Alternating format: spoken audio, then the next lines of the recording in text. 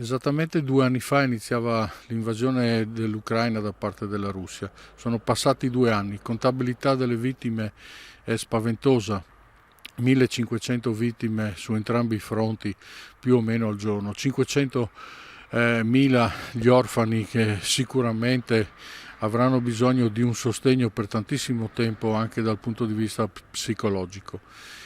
Di pace non abbiamo trovato traccia, troviamo ancora grandi combattimenti e alcune vicende delle ultime settimane sono estremamente preoccupanti. Per la legge marziale è stata abbassata l'età di arruolamento obbligatoria ed è stata portata a 18 anni, per cui tantissimi giovani, ancora studenti, non è che vogliano entrare in guerra o nell'esercito e per cui tentano la fuga.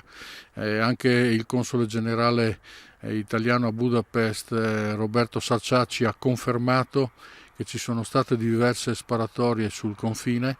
Fortunatamente sembra non ci siano state vittime, ma la preoccupazione è alta. Un ringraziamento però doveroso a tutti quei friulani che fin dall'inizio e continuano tutte le settimane a mandare del materiale. In questo momento tutti gli aiuti sono mirati, non disordinati come all'inizio. Tantissimo materiale elettrico, elettronico, televisori, computer.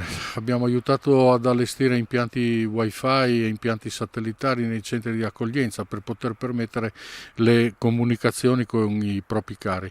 Nessuno si permette di fare pronostici, tantomeno noi che comunque siamo ospiti di questo territorio martoriato.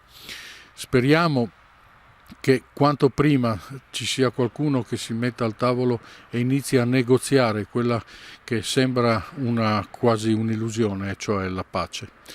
Dall'Ucraina tutto, a voi la linea.